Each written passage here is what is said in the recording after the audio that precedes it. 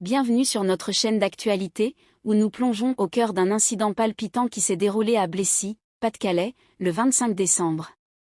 2 gendarmes ont été blessés lors d'une confrontation avec un homme armé d'une carabine à plomb, déclenchant une opération d'envergure du GIGN. Rejoignez-nous pour explorer les détails de cet événement en direct, où suspense, négociations et opérations des forces de l'ordre se dévoilent sous nos yeux, dans une tentative complexe pour résoudre cette situation tendue. Restez avec nous pour toutes les dernières mises à jour sur cet incident en cours. 2 gendarmes ont été légèrement blessés lors d'un incident impliquant un homme armé d'une carabine à plomb le 25 décembre. Le GIGN de Reims est intervenu, tandis que le GIGN central de Paris a été appelé en renfort. L'individu retranché à Blessy, Pas-de-Calais, a ouvert le feu à plusieurs reprises sur les gendarmes, blessant 2 d'entre eux, selon des sources proches de l'enquête. Le premier gendarme a été touché par une balle en plomb, le second par des ricochets.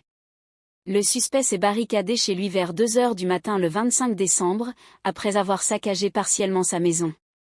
L'intervention du GIGN de Reims a débuté vers 13h50, avec le renfort du GIGN central de Paris à 14h. Environ 50 hommes sont mobilisés sur cette opération en cours depuis plus de 16 heures, indique une source proche du dossier. L'homme retranché est connu localement comme étant fréquemment alcoolisé, présentant des tendances menaçantes envers ses parents. Ce sont ces derniers qui ont alerté la gendarmerie.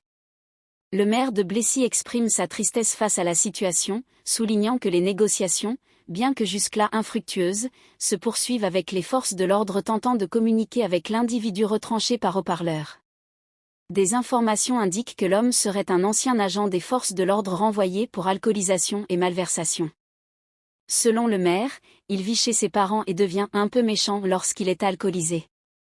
Ce n'est pas la première fois que les gendarmes interviennent, ayant déjà répondu à un appel il y a quelques jours après des signalements de violence par la mère de l'individu retranché.